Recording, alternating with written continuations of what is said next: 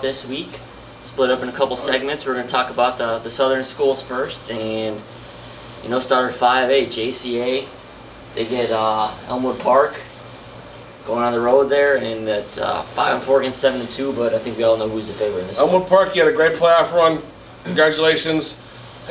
Enjoy the rest of your fall because you're done. It's funny because they haven't made the playoffs since 1994. I think I heard. Well, then they've been really bad the last couple of years. And this is how the IHSA rewards them with JCA. They're getting a 5-4 team. Just so happens to be a 5-4 team that's going to be healthy now, and that was the number one favorite in 5A going into the state playoffs this year. And like Coach Sharp said, they're 0-0 now. I mean, everybody's 0-0. When they were 0-0 at the beginning of the year, they were a favorite. They lost everybody. Everybody was hurt. They're 0-0 again. Everybody's healthy. They got to be a favorite again.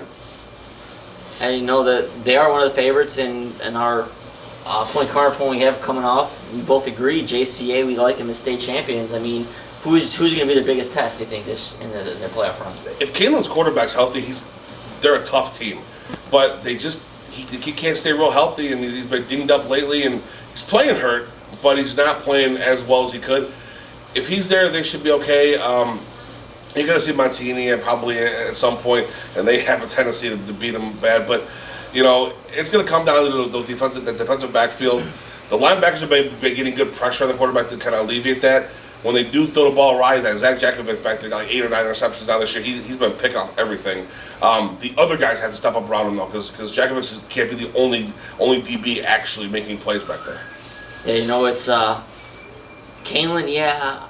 I'm not even sure that Montini's going to make it to JCA if JCA gets there. I think Woodstock Marion could beat them. They could. But Morris is in there, and they're Morris in the other side, I believe. They're a tough squad, but they just pound and run the football, and that's something that the Hillman can stop. Yeah, we saw that last year. It's not going to be much of a battle, but yeah, I think Canelan and the Marion or Montini could give him a battle, but I think JCA's built for the long haul, so we'll see how it looks. But obviously this week we both pick JCA to win that one.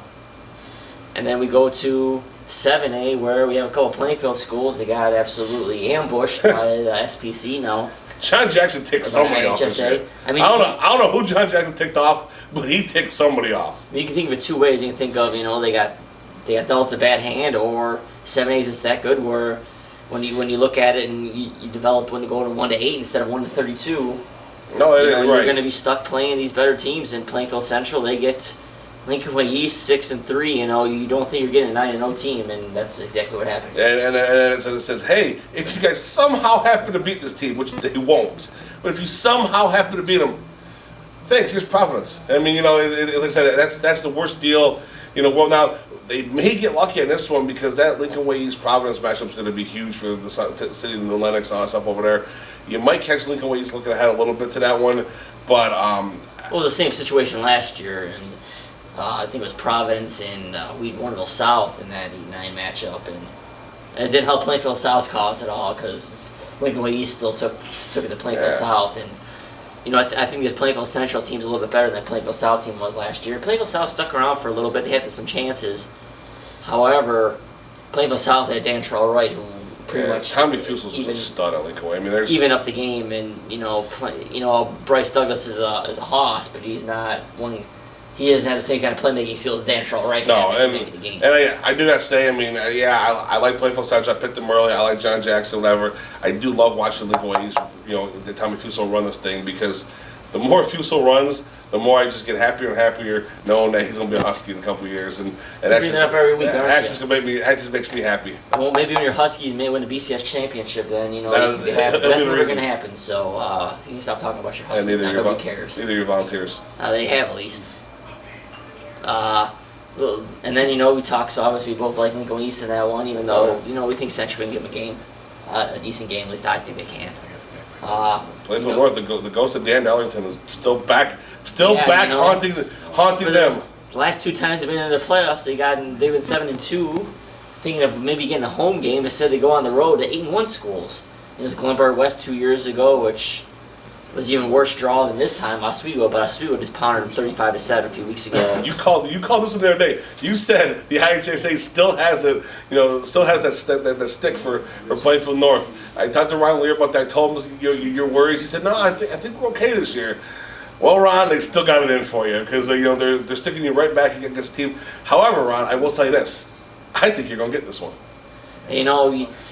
I don't know if you believe that or not, though, because you tell me you pick them, and then all of a sudden you're like, I got Oswego. Oh, I picked North? You don't even know who you picked in that game.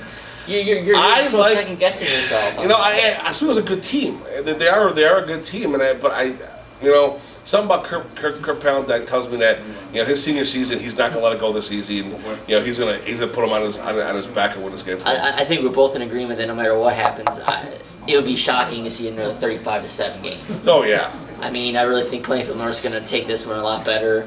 And Oswego, maybe Oswego might take them a little lightly.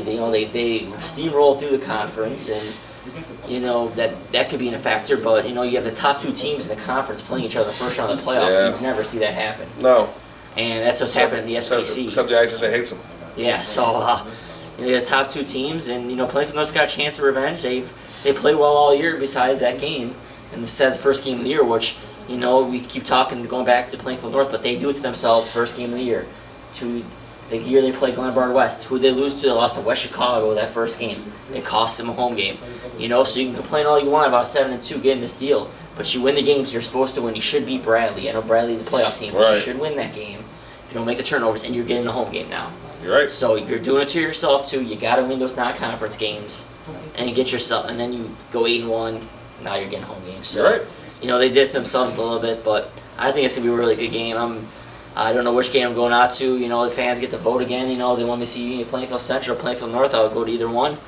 And, I expect them both to be competitive games. And, I'm hoping one of the Plainfield schools can pull it out. But, I'm picking against them, unfortunately, here. But, anything can happen. And trust me, we don't give you no hope. Yeah. And that leads us to the last one. Here's a team with a lot of hope, Bolingbrook. Bolingbrook, yeah. Sandburg, hey, you beat Bolingbrook, it was like 2-1 or whatever it was, in overtime, the first week without Aaron Bailey, you had your highlight of your season. Guess what? The IHS team must hate you too, because they're giving Bolingbrook right back to you. This time with a healthy Aaron Bailey, this time with a chip on his shoulder, this time trying to defend their state title. Sandburg, hey, you know what? Great for making the playoffs. Great for beating them in conference. You finish higher than the Raiders in conference. Thanks for playing. You're done. And this is the same thing we just talked about Plainfield North. Sandburg did it to themselves. They beat Homer Flossmoor week 9, and they're not in this situation either. Right. But they lost to Homer Flossmoor, and that just bumped them down, and now they're playing Bolingbrook. And if you take overtime to beat Bolingbrook without Aaron Bailey, that's just not much hope that you're going to beat them with Aaron Bailey. No, Bolingbrook's not going to score 7 points in this game. They're going to score 21 at least. In that game, Sandburg still only managed less than 150 total yards on the Bolingbrook defense. That was just Quincy Wood's first game as a full-time quarterback trying to get acclimated with the offense, and it took him a game, that game to do that. The defense still shut him down and only held him to 7 points on a short field on like a kick return or something that put him in a short field. So so Sandburg's only hoping this game is Aaron Bailey get hurt again probably, but and I don't think that's gonna happen. Other than that, it's they have to get turnovers and play a short field and get their touchdowns that way because Bolingbrook's gonna put up 14, 21 points guaranteed. So you just gotta get past that, and then both of us like Bolingbrook to go pretty far. You like them as a state champion all of a sudden. I do. That defense, early in the year when we did our point counterpoint, I said they're not going to repeat. I just thought the defense was just too young, and they're still young. They're good. I didn't realize how good these young kids were. You got the Huff brothers as sophomores. You got Tuff as a freshman starting on there. Your veteran leader on your defense is Parker Westfall as a junior. But these kids can play. I didn't realize how good. John Ivo told us in the at the preseason thing on WJOL, he told us that this defense is faster than his one last year. We all chuckled. Nobody believes him. John's a jokester. We thought he was just kind of pulling our leg. He wasn't. He was telling us the truth. This defense is faster than his one last year, and they're not playing like freshmen and sophomores. So now seeing this defense for 9 weeks, I definitely think that they can make the run and get back to Champaign. they could. I mean, 8A is weak enough where I think Yeah, it's they can very do weak. it. But they will have some tough tests. Nico Valley in the second round is going to be a bear of a test. You look at him at home. There's a couple other teams out there. I still like Marist if they need Marist, like Marist over them. Yeah, but I saw Bennett play, and Bennett's offense is great. Bennett's defense is nowhere near that, and so Bennett can beat him. I think Bolingbrook can. Bolingbrook can. They can. They can also lose. Yeah, and I think I told you last year I was pulling for the Bugle Bowl with Bolingbrook versus Maine South. I'm pulling for it again this year. So of course you are. But there we have it with the South teams. We'll be back to discuss our northern teams in the postseason.